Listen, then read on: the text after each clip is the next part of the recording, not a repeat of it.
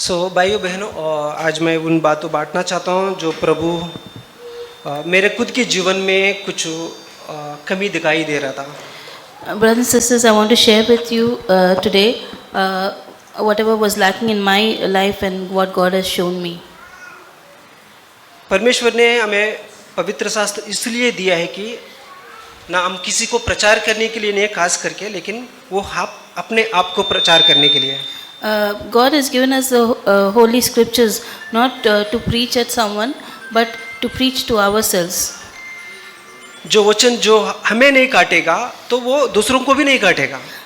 If the word doesn't cut us, then it will not cut the other person also. इसलिए पवित्र शास्त्र कहते हैं कि दोधारी तलवारी है उसको। And that's why the scripture has been referred to as a two-edged sword. जो दोधारी तलवारी सबसे पहले जो व्यक्ति जो प्रचार करते हैं उसको काटना है, इसके बाद जो सुनते हैं उनको काटना है। It's a two-edged sword because the person who is preaching, first it has to cut that person and then it will cut the person to whom it is being preached to. प्रभु कई दिनों से मुझसे बातचीत कर रहा था जो मेरे जीवन में, खुद के जीवन में कुछ कमी थी। And so for many days God has been speaking to me and showing me what is lacking in my own life. जैसा भाई किरण ने कहा कि हम यीशु के चरणों में बैठकर एक आदत रखना चाहिए कि सीखने की। Like Brother Kiran had said that to sit at Jesus' feet and to have the habit of listening to Jesus. हमारी दैनंदिन जीवन में हम देखते हैं कि सवेरे उठने के बाद रात को सोने तक हमारे पास काफी समय है। If we see in our daily life, from the moment we wake up to the time we go back to sleep, we have a lot of time in our hands. और हमारे पास 24 घंटा परमेश्वर ने दिया है। And God has given us 24 hours in a day. और परमेश्वर चाहता है उस 24 घंटों में पहले जो समय है परमेश्वर के साथ बिताया है। And God wants that in those 24 hours, the first hour or the first time we should give it to God. तो ये मेरे जीवन में बहुत कमी थी। And that was lacking in my life a lot. बहुत सारा काम कर रहा हूँ कि वो भी कलीसिया के लिए कर रहा हूँ या भाइयों के लिए कर रहा हूँ, लेकिन एक चीज़ मेरे अंदर कमी परमेश्वर ने दिखाया कि तुम परमेश्वर के चरणों में बैठ नहीं पा रहे थे। And I was doing a lot of work, whether it is for the church or for the brothers, but God was showing me that you are lacking in one thing, that you are not able to sit at God's feet. ये कितना अद्भुत बात होता है कि एक विश्वासी भाई सबसे अपने पहले समय परमेश्वर को देते हैं। And it's an amazing thing when a believer gives his first of his time to God. हम वर्ष खुला करेंगे लूका की किताब, We'll open लूका की सुसमाचार 10वां अध्याय, the Gospel of Luke, chapter 10.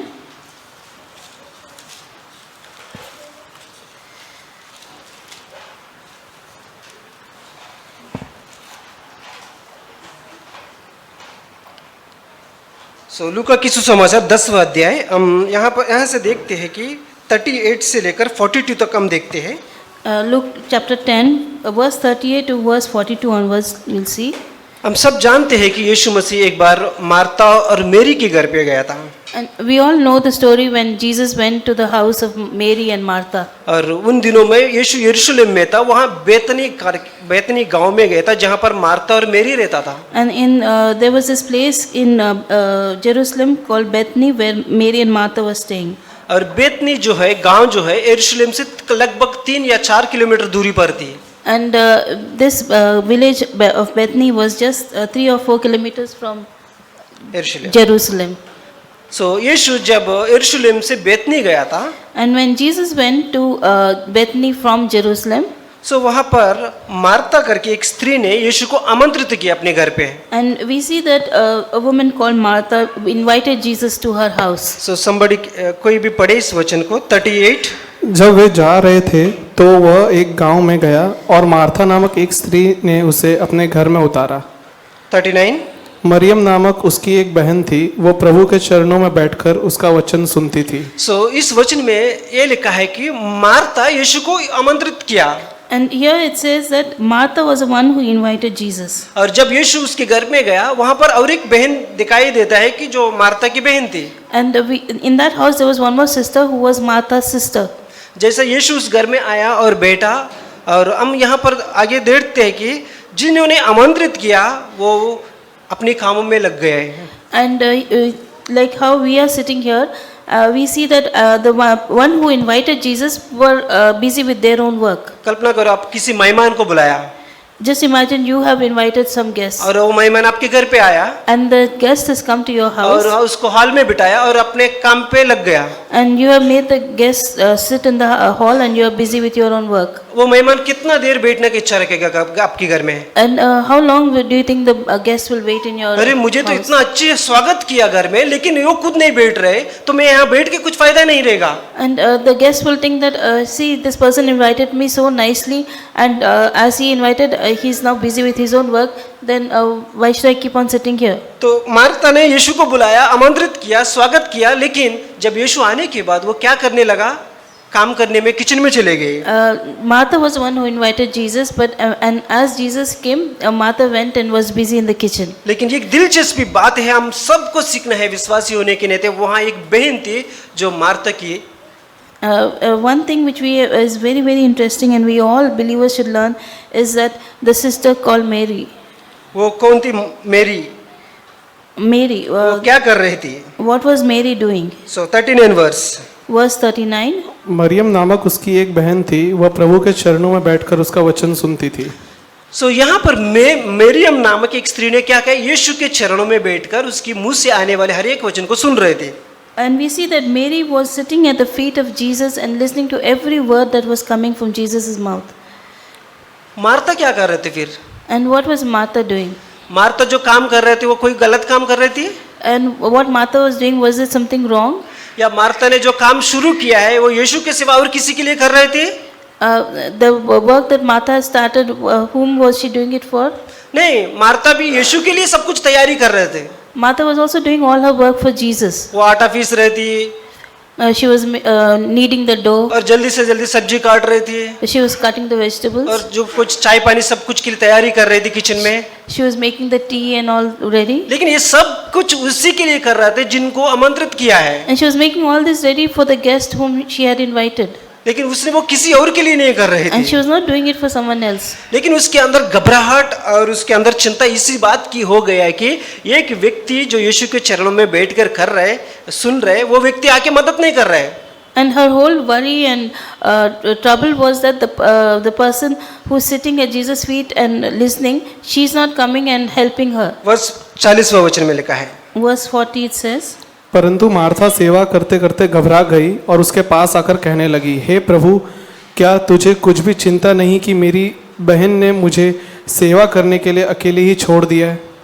आगे इसलिए उससे कह कि मेरी सहायता करे। तो यहाँ पर मार्था यीशु को आके बोल रहे थे कि प्रभु आपको कुछ भी चिंता नहीं है, आपको मैंने स्वागत किया है और आपके लिए इतना कुछ तैयारी करना है मुझे, लेकिन जब आप घर पे आए थे मेरी बहन आपकी पैरों पर बैठकर वचन सुन रही थी, आप कुछ भी नहीं बोल रहे मेरे बहन को आकर मुझे मदद करे। So Martha was very troubled, and she distracted, and she came to Jesus and said, Lord, do you not care that I have called you and I'm doing lot of work for you, and my sister, instead of helping me, she's sitting here at your feet? प्रिय भाइयों बहनों, यीशु मसीह हम सबका चिंता करता है। Dear brothers and sisters, God cares for each one of us. हम दुख की बात है कि हम यीशु के लिए चिंता करने के लिए हम सोच में बैठते हैं हम लोग। And the sad thing is that we think that we have to care for God, and we sit. वचन में लिखा है कि वो आपकी चिंता करने वाला परमेश्वर है। The Bible tells us that God is the one who cares for you. तो कई बार उल्टा हो जाता है, हम यीशु के बारे में चिंता करते हैं। And sometimes it happens the other way around, that we sit and try to worry for तो God. इसलिए मार्था इस बात को दोहराने लगता है कि आपको कोई भी कुछ नहीं लग रहा है यीशु, आप ऐसे बैठा है और आपके पैरों में मेरे बहन भी बैठे हैं, आप आराम से बैठा है, मैं इधर तक पसीना बहाकर मैं काम कर रहा हूँ, आटा पीस रहा हूँ, ऑयल डाल रहा हूँ, सब कुछ कर रहा हूँ, लेकिन आप दोनों को कुछ नहीं लग रहा है। And here Martha was very troubled, that saying that, Lord, are you not worried that I'm sitting in the kitchen doing all this work and I'm sweating, and my sister is not helping me and she's just listening to you? तो यीशु ने उनको एक उत्तर दिया। And Jesus replied to हम देखते हैं Martha. 41 में, Verse 41 it वर्ष says, 41, प्रभु ने उसे उत्तर दिया, मार्था, हे मार्था, तू बहुत बातों के लिए चिंता करती और घबराती है, 42, परंतु एक बात आवश्यक है और इस उत्तम भाग को मरियम ने चुन लिया है जो उससे छीना ना जाएगा। सो यहाँ पर यीशु कहता है कि मार्ता मार्ता तू बहुत बहुत बातों के लिए क्या करती है, चिंता करती है और घबराती है। Here Jesus tells Martha, Martha, Martha, you are worried and troubled about many things.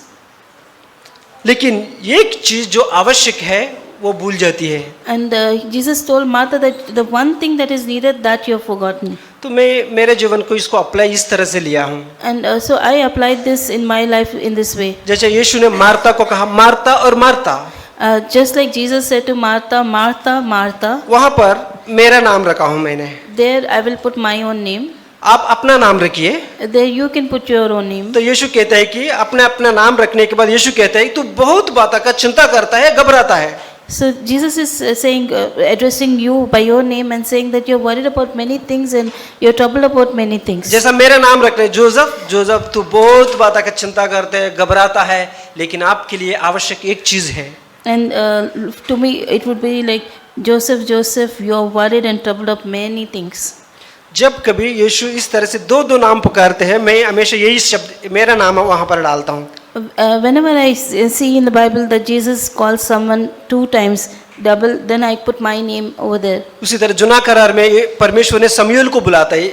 And in the same way in the Old Testament, Jesus, God called Samuel. Samuel Samuel, He called Samuel Samuel. Eli Eli, Eli, Eli Eli, Eli, Eli. इस तरह से जिसको परमेश्वर ने दो दो बार पुकारते थे, And Jesus, and here God calls them two times. वहां पर मेरा नाम रखता हूँ। There I place my own name. और आगे का वचन मेरे लिए मैं इस तरह से लेता हूँ। And the verse forward I take it for तो myself. आगे यीशु मसीह कहता है कि ये एक बात अवश्य है, And further Jesus said that but one thing is needed, और वो बात बहुत उत्तम बात होगा। and that is a good part. क्या मार्ता जो कर रहा था उत्तम बात नहीं है? What Martha was doing, was it not good? वो अच्छा चिकन बिरयानी बना के यीशु मसीह के सामने रखने वाली है, She wanted to make a tasty biryani and serve it to अच्छा Jesus. रायता बना के यीशु मसीह के सामने रखने वाली है, She wanted to make a tasty raita and serve it और to यीशु मसीह Jesus. खाने के बाद वो जरूर मार्ता को तारीफ करने ही वाला है। And definitely after Jesus would have eaten, he would have Martha को ये congratulated सब Martha. पता है कि ये सब कुछ मैं मेहनत करने के बाद, यीशु टेस्ट करने के बाद मुझे जरूर तारीफ करेगा। And Martha knew that definitely after eating, Jesus will definitely congratulate her. लेकिन उसने ये किस बात का उत्तम भाग कहा? But what did Jesus say was a good part? जो खाना बनाए उसको उत्तम भाग नहीं कहा, Jesus didn't say that the making the food was a good thing. वो भी यीशु के लिए कर रहा था, उसको उत्तम भाग नहीं कहा। That also was being made for Jesus, but that Jesus didn't say is और good, a यहाँ पर good एक thing. शब्द इस्तेमाल किया, उत्तम भाग। Here it said that it is a good part. वो किसने चुना है? And who chose the good part? उसकी बहन मरियम ने चुनी है। Her sister Mary had Yeshu chosen. ने जब कहा कि ये बात उत्तम है, क्या है? हम यीशु की चरणों में बैठकर हम उसके वचन सुनना हमारे जीवन के लिए उत्तम भाग ठहरेगा हमेशा। What is that good part? That when we sit at Jesus' feet and listen to His word, that is the good part. मैं ब्रदर्स एंड सिस्टर्स हर दिन में सवेरे 5 बजे उठता हूँ। Brothers and sisters, every day I get up at 5 o'clock in the morning. मुझे पता है एक बार मैं घर से बाहर निकल गया, ये 1 मिनट में प्रभु को नहीं दे पाऊंगा। And I know the moment I step out of the house, even 1 minute I will not be able to give to God. तो मेरे पास समय है, जब मैं घर से निकलने से पहले परमेश्वर ने मेरे हाथों में समय दिया है, वही समय मेरे लिए परमेश्वर के साथ बिताने के लिए। And I know the time that before I leave the house, that is the time that God has given me that I can spend with God. सो वो समय, वो यदि 2 मिनट हो, यदि 5 मिनट हो, मैं वही समय परमेश्वर के साथ बिताने के लिए कोशिश करता हूँ। And whether it is 2 minutes or 5 minutes, that much time I try to spend that time with God. बहुत गंभीरता से इस बात को हमें लेना है कि परमेश्वर के चरणों में हर दिन हम बैठकर, उसके पाँव में बैठकर उसकी वचन सुनना। And we need to take this very seriously, that to sit daily at God's feet and to listen to His word. Brothers and sisters, हम संसार की कई चीजों में बिजी रहते हैं हर दिन। Brothers and sisters, we may be busy with so many things in this world. Even 5 minute का भी समय हमारे पास नहीं। किसी ने हमें बुलाया, हम यही कहते हैं कि मेरे पास 5 मिनट का भी समय नहीं है। And if we call someone and they say that we don't even have 5 minutes time with us. सो हमारे पास समय वही है जब आप सवेरे उठते हैं, सबसे पहले प्रथम समय जो है परमेश्वर के साथ बिताना। And so it is a very good thing that the first time that we get up, the early time only, that only we give it to और God. यीशु ने आगे कहते हैं कि मरियम ने जो चुनी है उससे कोई छीन नहीं पाएगा। And also Jesus says that what Mary has chosen, no one will take it away from her. कोई भी नहीं छीन पाएगा, Nobody can take it away from ना her. स्वर्गदूत, ना शैतान, ना कोई भी जो चुनी है मरियम ने वो कोई छीन नहीं पाएगा। And no angel, nobody here on earth can take it away from Mary. ना अधोलोक, ना स्वर्गदूत, कोई भी उससे छीन नहीं पाएगा। Neither in heaven nor on earth, nobody can take it away क्योंकि from ये her. बात यीशु ने कहा कि मरियम ने जो चुनी है उत्तम बात चुनी है। And because Jesus said that what Mary has chosen is a good part. कितने लोग इस बात को गंभीरता से लेते हैं? Who all will take this thing हर दिन seriously? सवेरे उठकर सबसे उत्तम भाग या उत्तम समय में प्रभु के चरणों में बिताना चाहता हूँ। Every day morning when we get up, we should choose a good thing, give the good time to God. सो ये सिर्फ मैं जो मार्ता और मरियम के बारे में कहा, ये सिर्फ बहनों के लिए शायद एंकरेजमेंट हुआ शायद रहेगा आज। Here this story is about Martha and Mary, so it may be an encouragement mainly for the मैं अभी sisters. उन नौजवानों को प्रोत्साहन देना चाहता हूँ वचन के द्वारा। लूक 2 अध्याय Now I want to encourage the young people in Luke chapter 2. 41 to 46 हम यहाँ पर देखते हैं। Luke chapter 2 Luke chapter 2.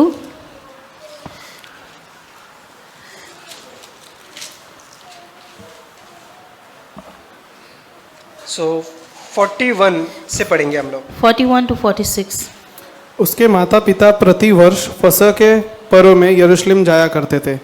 जब यीशु 12 वर्ष का हुआ तो वे पर्व की रीति के अनुसार यरूशलेम को सो गए। यहाँ पर एक दृष्टांत लिखा है। यीशु जब 12 वर्ष का था, Here it tells about a story when Jesus was 12 years old. सो यहाँ जितने भी 12 वर्ष का या 18 वर्ष का टीनेजर्स बैठे उन सभी के लिए प्रोत्साहन का वचन यहाँ पे मिली है आपको। And whoever is here sitting about 12 to 18 years, this is an इसके encouragement. पहले to you. मार्ता मरिया के बारे में शायद वो 30 या 40 के अंदर 45 के अंदर रहेगा वो लोग। The Martha and Miriam story they would have been about 30 to 45 years अभी old. ये जो वचन है यीशु के बारे में है, This now is about Jesus. सारे टीनेजर्स याद रखें, जब यीशु 12 वर्ष का था So all the teenagers here, please pay attention. और When जानता Jesus है was 12 हर years old. साल यरूशलेम में एक पर्व मनाने जाते थे। They used to go to Jerusalem every year to celebrate a festival. 43 वर्ष ब्रदर। Verse 43. जब वे उन दिनों को पूरा करके लौटने लगे तो बालक यीशु यरूशलेम में रह गया और उसके माता पिता नहीं जानते थे। वे यह समझकर कि वह अन्य यात्रियों के साथ होगा एक दिन का पड़ाव निकल गए और उसे अपने कुटुंबियों और जान पहचान वालों में ढूंढने लगे, पर जब नहीं मिला तो ढूंढते ढूंढते यरूशलेम को फिर लौट गए। सो यहाँ पर हम देखते हैं कि यीशु और उसके माँ बाप अपने एक पर्व में यरूशलेम में गया था। Here we see that Jesus and his mother and father had gone to celebrate the festival in Jerusalem. जब पर्व खत्म होने के बाद वो लोग अपने घर लौटने लगा And when the festival was over, they were on the way back home. और उनके माँ बाप को लगा कि यीशु उनके साथ उस झुंड के साथ वापस लौटने में है। And Mary and Joseph thought that Jesus was with the group who was returning back लेकिन home. 12 वर्ष का यीशु मसीह यरूशलेम में मंदिर में रह गया। But this 12-year-old Jesus was at the temple in Jerusalem itself. सो मंदिर में वो क्या कर रहा था 12 वर्ष में? And in the temple, what was Jesus doing at 12 years old? आगे पढ़िए सुनील ब्रदर। और 3 दिन के बाद उन्होंने उससे मंदिर में उपदेशकों के बीच में बैठे और उनकी सुनते और यहाँ पर उससे 12 वर्ष का यीशु मसीह यहाँ पर मंदिर में क्या कर रहे हैं? Jesus who was just 12 years old, what was he doing in the temple? मंदिर में बैठकर उपदेशों को सामने बैठकर उनकी सुनता था, उनको प्रश्न पूछता था। He was listening and to the people in the temple, and he was questioning them. सो ये इधर भी एक वर्ड दोहराया गया कि बैठना और सुनना। Here again one thing has been repeated, listening and sitting and listening. यीशु मसीह की बैठने की जरूरत थी क्या उनको उपदेशों के सामने? Was it needed for Jesus to be sitting in front of all those teachers? क्योंकि वो परमेश्वर का खुद एक मानव रूप लेके आया, सब कुछ जानता है, लेकिन उन उपदेशों के सामने बैठना और सुनना उनकी क्या जरूरत थी? Because he himself was God in the form of man, so he didn't need to sit in front of all those teachers. What was need? ये हमें मदद कर दिया। सारी जो नौजवान बहनों के लिए, भाइयों के लिए हमें प्रोत्साहन है कि हम जब 12 वर्ष का है, 18 वर्ष का, 21 वर्ष का हो, हमें अंदर एक आदत होना चाहिए यीशु मसीह के द्वारा हम उसके चरणों में बैठकर सुनने के लिए। So it is an encouragement for all the young people here who are 12 years or 18 years or 21 years to have that habit to sit at the feet of Jesus and to listen. और यीशु मसीह वहां बैठकर उनकी सुन रहा था। पहले सबसे पहली बात है बैठना और सुनना। And so here it is written here, he was sitting in the midst of them and he was teachers and both listening to them and asking them. यहाँ पर मेरी भी वही कर रहा था, यीशु के चरणों में बैठना और सुनना। So Mary also was doing the same thing. She was sitting and listening. मैं ब्रदर्स एंड सिस्टर्स, सुनने से आपको क्या आएगा? So brothers and sisters, what will come if you sit and listen? Bible में लिखा है कि सुनने से आपकी विश्वास आएगा और सुनना प्रभु की वचन के द्वारा आएगा। And the Bible tells us that if faith comes by hearing the word of God. और एक दृष्टांत बताना चाहता हूँ, लेकिन समय के कारण मैं इसको क्लोज करूंगा। लेकिन Hebrews chapter 12 Revelation chapter 2 verse 2 और 3 में एटलीस्ट 7 बार लिखा है, जिसके पास कान हो सुन लो। In Revelation chapter 2 it says, whoever has ear let him hear. So यहाँ पर सुनने वाली कान के बारे में परमेश्वर बात करता है। Here Jesus is talking about the ears which are meant for listening. हम सब कहेंगे मेरे पास कान हो, We can all say that we have ears. लेकिन असलियत में जिसके पास कान हो वो क्या करता है? प्रभु के वचन को सुनता है और उसको ओबे करता है। And the truth is that whoever has ears will hear God's word and will obey God's word. और सुनने से हमें क्या मिलेगी? And what will we get when we listen? विश्वास मिलेगी। We will get faith. Matthew chapter 4 verse 4। Matthew 4 verse 4.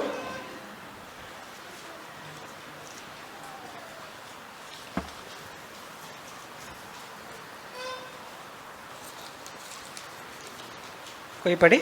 But he answered and said, It is written, Man shall not live by bread alone, but by every word that proceeds from the mouth of God.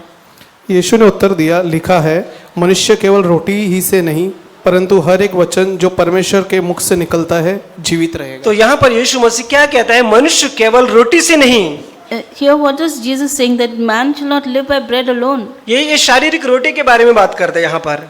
Here Jesus is talking about the physical bread. जो Martha ने kitchen में बैठकर मेहनत करके जो बनाए रहता वो शारीरिक रोटी थी। What Martha was working hard in the kitchen to prepare, that is a physical bread. यीशु उस रोटी के बारे में बात कर रहा है। Jesus is talking about that physical bread. मनुष्य केवल वो जो किचन में बनता है उस रोटी से नहीं जिएगा। Jesus is saying that man will not live only by that bread which is prepared in the kitchen. लेकिन वो रोटी और खाना में जरूरी है शरीर के लिए। But that bread is needed also for our body. वो बनाना और खाना कोई गलत नहीं था।